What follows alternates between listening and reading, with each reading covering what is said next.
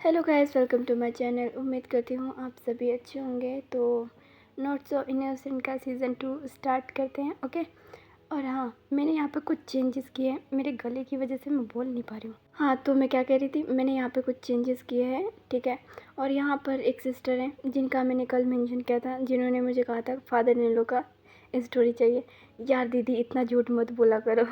मुझे ना बड़ी अजीब सी फीलिंग आती है कि यार ये इतना कैसे झूठ बोल लेते हो। अब हम आगे का स्टोरी कंटिन्यू करते हैं। तो स्टोरी के शुरुआत में हमें एक क्लब दिखाया जाता है जहाँ पर सभी डांस कर रहे थे। म्यूज़िक इतना लाउड था कि म्यूज़िक को सुनकर सभी लोग मस्ती में झूम रहे थे। दूसरी तरफ तेई हॉबी के साथ बैठकर ड्रिंक कर रहा था।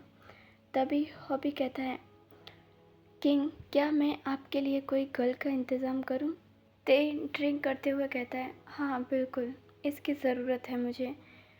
ते का बात सुनकर हॉबी काउच से खड़ा होता है और एक गर्ल को लेने के लिए चला जाता है। ते अभी भी काउच पर बैठ के ड्रिंक कर रहा था और क्लब के शोर को देख रहा था।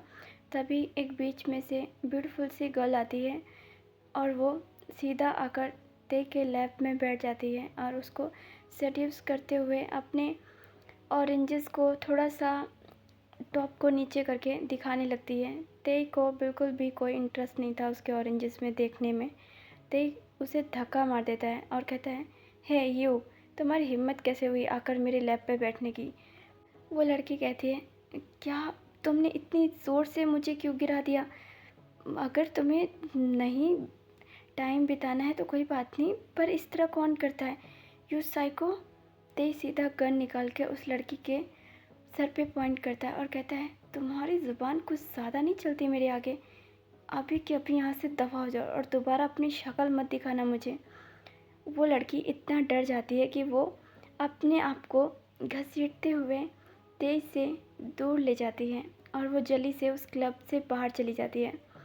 दूसरी तरफ हॉबी आता है और कहता है, किंग, मैंने रूम में एक गर्ल भिजवाया है, आप जाकर चेक कर लो और वो काफ़ी ब्यूटीफुल है।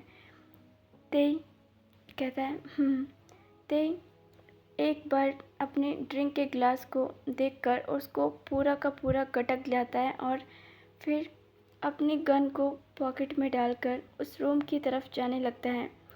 रूम में आने के बाद तेई देखता है सामने एक लड़की बैठा है जो बहुत ज़्यादा एक्साइटेड और नर्वस और बहुत ज़्यादा शाय कर रही है। तेई कहता है, तुम किस चीज़ के लिए एक्साइटेड हो और किस लिए यहाँ पर इतना शर्मा रही हो? वो लड़की थोड़ी सी हैरान होती है और कहती है, क्या? वो लड़की बोलती है, मेरा फ़र्स्ट टाइम है ना, इसलिए मैं थोड़ा सा। ते कहता है, अच्छा ठीक है, मैं अभी फ़्रेश होके आ रहा हूँ, तुम मुझे एकदम रेडी मिलना। वो लड़की बोलती है, ठीक है। तेई ऐसा कहकर वॉशरूम में चला जाता है और वो लड़की खुद को बेड पर तेई के लिए प्रिपेयर कर रही थी। कुछ देर के बाद तेई वॉशरूम से आता है और उस लड़की को देखता है जो पूरी तरह से नेकेड था। तेई थोड़ा सा मुस्कुराता है और उस लड़की के पास जाकर उसकी लेग पकड़कर खींच देता है और खुद उसके ऊपर आ जाता है। वो लड़की बहुत ज़्यादा डर जाती है तेई के सडन एक्शन से। तेई खुद को बिना अम्ब्रेला के उस लड़की के अंदर एंटर करता है। तेई को बिल्कुल भी वो लड़की सेटिस्फेक्शन नहीं फील करा रही थी। तेई को बहुत ज़्यादा अंदर से अब गुस्सा आने लगता है। तेई गुस्से में उस लड़की के साथ और भी ज़्यादा फास्ट इंटीमेट होने लगता है। वो लड़की रोते हुए तेई से बोलती है उसे छोड़ने के लिए। तेई जो बहुत ज़्यादा अभी गुस्से में था, तेई को जब बिल्कुल भी सेटिस्फेक्शन नहीं फील होता है, वो गुस्से से उस लड़की को बेड पर ही छोड़कर रूम से बाहर जाने लगता है और वो लड़की से बोलता है, यहाँ से दफ़ा हो जा, तुम्हारी शक्ल मुझे नहीं देखनी है। कुछ देर के बाद तेई उस रूम से बाहर आता है। हॉबी जो अभी भी काउच पर बैठा था, तेई सीधा हॉबी के पास आकर सिगरेट जलाकर पीने लगता है और हॉबी से कहता है, अगली बार तुम लड़की को भेजने से पहले मुझे दिखा देना, क्योंकि तुम्हें लड़की चूज़ करना नहीं आता है। हॉबी कंफ्यूज हो जाता है और कहता है, किंग, मैंने एकदम प्योर लड़की भेजा था, क्यों, क्या हुआ, आपको अच्छा नहीं लगा? ते सिगरेट का कश भरते हुए कहता है, बिल्कुल भी कोई भी लड़की सेटिस्फेक्शन फील नहीं करा पा रही मुझे। तेई का बात सुनकर हॉबी कहता है, किंग आप ये 2 साल से बोल रहा है, मैंने कितनी सारी लड़का और लड़की को एकदम प्योर भेजा है, बट आपको पता नहीं क्यों वो सेटिस्फेक्शन नहीं मिल रहा है। तेई जो हॉबी की तरफ गुस्से से देखता है, हॉबी अपना सर नीचे कर लेता है। तेई सिगरेट को कश भरते हुए गुस्से से क्लब से बाहर जाने लगता है। हॉबी पीछे से कहता है, किंग कहाँ जा रहे हो? हॉबी का बात सुनकर तेई रुकता है और कहता है, मेरा प्राइवेट जेट निकालो। हॉबी कहता है, किंग कहीं जाना है?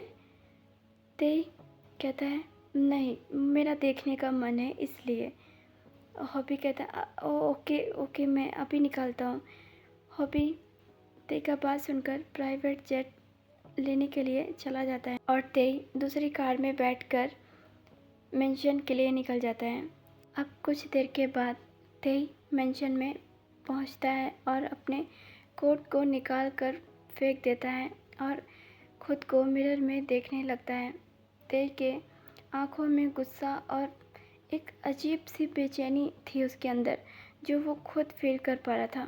तेई अपने फोरहेड को रगड़ते हुए खुद की शैडो से बात करता है कि ऐसे कैसे हो सकता है, मैं इन 2 सालों में लड़का और लड़कियों से मिला हूँ, पर आज तक मुझे किसी भी लड़की या लड़के ने सेटिस्फेक्शन फील नहीं करवाया है। बस उस एक इंसान ने, मैं क्या करूँ, मैं उसको याद नहीं करना चाहता और मैंने कहा था कि मैं उससे कभी नहीं मिलना चाहता, बट अब मुझे ऐसा लगता है खुद की हालत को देखकर कि मुझे उस लड़के से मिलना चाहिए, एक बार मुझे मिलना चाहिए।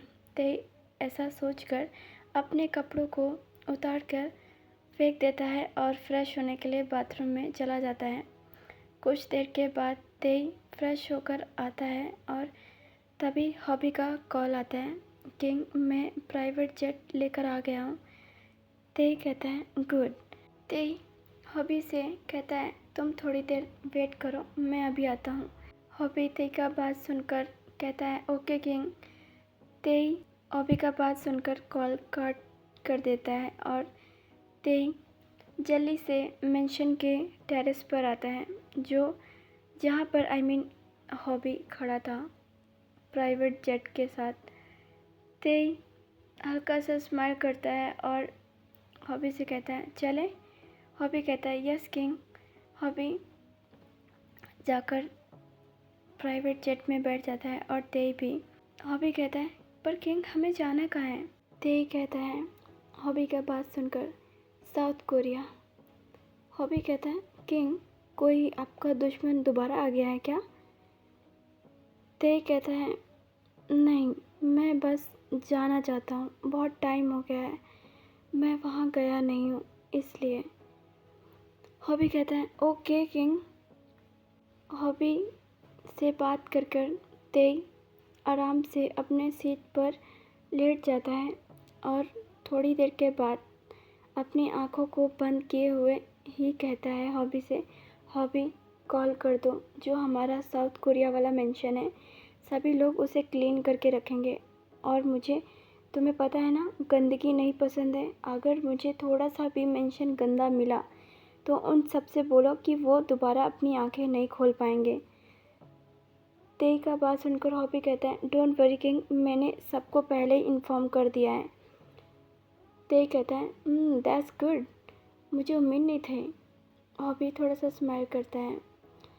तेई ऐसा बोलकर वापस से अपना रिलैक्स होकर सीट पर लेट जाता है। कुछ टाइम के बाद तेई फाइनली साउथ कोरिया में पहुंच जाता है और तेई जेट से बाहर उतरता है तो उसे एक राहत की सांस मिलती है।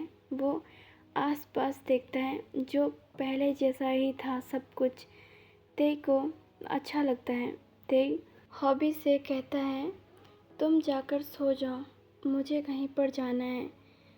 हॉबी तेई का बात सुनकर कहता है, किंग मैं आपको अकेले नहीं जाने दे सकता, मैंने आरएम सर को इन्फॉर्म कर दिया था कि हम दोनों यहाँ पर आए हैं, इसलिए उन्होंने मुझे सख्त आदेश दिया है कि मैं आपको अकेला बिल्कुल भी ना छोड़ूं। और वो बहुत ज़्यादा गुस्सा कर रहे थे। तेई कहता है, बेवकूफ़, तुमने उन्हें क्यों बताया? हॉबी कहता है, किंग का ही फ़ोन आया था मेरे पास, इसलिए मुझे बताना पड़ा। तेई कहता है, अच्छा ठीक है, अब तुमने बता दिया तो तुम जाकर अब सो जाओ, मेरा पीछा अभी मत करो। मैं सच बता रहा हूँ, मैं अभी नहीं चाहता तुम्हें साथ ले जाना। तो हॉबी कहता है, किंग आप मेरे बड़े भाई जैसे हो और मेरा फ़र्ज़ है आपका हिफाजत करना, इसलिए मैं आपके साथ ही चलता हूँ। तेई कहता है, ओह गॉड, जाकर सो जाओ, मैं कहीं नहीं जा रहा है। हॉबी कहता है, किंग आप झूठ बोल रहे हो। तेई कहता है, मैं झूठ नहीं बोल रहा, मैं खुद जा रहा हूँ सोने के लिए, बस मैं यहाँ पर आया था। ऐसा बोलकर तेई अपने रूम की तरफ जाने लगता है। हॉबी, जो तेई को जाते हुए देख रहा था और खुद से कहता है, किंग मुझसे झूठ बोल रहा है, मतलब किंग कहीं तो जाना चाहता है, वो मुझे नहीं बता रहा है। कहीं किंग यहाँ अपने दुश्मन को तो नहीं पकड़ने के लिए आया है? हो सकता है। हाँ, मुझे जागना पड़ेगा, वरना बड़े किंग को पता लग गया तो वो मुझे तो दफना ही देंगे। हाँ, मैं जागता हूँ। तेई अपने रूम का दरवाज़ा ज़ोर से बंद करता है। तब हॉबी अपने ख्याल से बाहर आता है और वो अपने रूम में जाकर लेट जाता है, पर वो जाग रहा था। मिडनाइट। हॉबी, जो ज़्यादा थका होने के कारण सो चुका था, तेई हल्का सा हॉबी का दरवाज़ा खोलता है, जो देखता है हॉबी सो चुका है। तेई को अच्छा लगता है। तेई जल्दी जल्दी मेंशन से बाहर निकलता है, कार उठाता है और एक जगह पर आकर रुक जाता है। तेई अपने बिना पलकों को झपकाए उस जगह पर देख रहा था। तेई को सब कुछ पहले की तरह दिख रहा था। तेई अपने पॉकेट से एक की निकालता है और उस घर के डोर को अपनी की से ओपन करता है। तेई आसपास देखता है, हल्का रोशनी है। तेई आसपास देखते हुए धीरे धीरे कदमों के साथ आगे बढ़ता है। तभी तेई के कानों में किसी के चलने का आवाज़ आता है। तेई जल्दी से छुप जाता है। तभी वहाँ पर दो लोग हंसते हुए बात करते हुए किचन में पानी लेने के लिए आए थे। वो लेडी मुस्कुराते हुए अपने हस्बैंड से कहती है, अब बस मुझे ये चाहिए, उनका जल्दी से जल्दी शादी हो जाए। मैं सच में अपने बच्चे के लिए बहुत खुश हूँ। उसका हस्बैंड कहता है, मैं भी बहुत ज़्यादा खुश हूँ, मुझे नहीं पता था वो इतनी जल्दी इतना मैच्योर हो जाएगा, और जो उसका फ्यूचर वाइफ है वो तो बहुत ज़्यादा स्वीट है। उसकी वाइफ बोलती है, सच में मुझे नहीं पता था, मेरे बच्चे की चॉइस इतनी अच्छी है, और मैं अब जल्दी से पंडित जी से कहकर मुहूर्त निकलवाती हूँ, ताकि हम भी जल्दी से जल्दी दादा दादी बन जाएं। वो दोनों ऐसा कहकर मुस्कुराने लगते हैं और किचन से चले जाते हैं हंसते हुए। तेई, जो उनकी बातें सुन रहा था, तेई मन में कहता है, क्या मैं कहीं गलत घर पे तो नहीं आ गया? ऐसा तो नहीं वो कहीं शिफ्ट हो गया है? मुझे एक बार देखना चाहिए। तेई अपने स्लोली कदमों से उस रूम के पास आकर खड़ा हो जाता है और उस रूम के डोर को खोलने लगता है। तभी वो देखता है कि अंदर से डोर लॉक है। तेई उस रूम का भी एक की निकालता है और उस रूम को खोलकर उसके अंदर जाता है। अंदर आने के बाद तेई अंदर से रूम को लॉक कर देता है और देखता है बेड पर कोई लेटा हुआ है, बस टेबल का लाइट जल रहा है, जो लैंप है वो बस जल रहा है, जिसमें उस शख्स का चेहरा सही से दिख नहीं रहा है। तेई अपने स्लोली कदमों से उस इंसान के पास जाता है और वहाँ पर बैठ जाता है। तेई धीरे से उस लड़के का फेस अपनी तरफ करता है। तेई जो बस एक बार को फ्रीज हो जाता है। ओके गाइस, तो आज का स्टोरी मैं यहीं पे स्टॉप कर रही हूँ, और हाँ, कमेंट में बताना आपको स्टोरी कैसी लगी। ठीक है, टेक केयर, बाय बाय।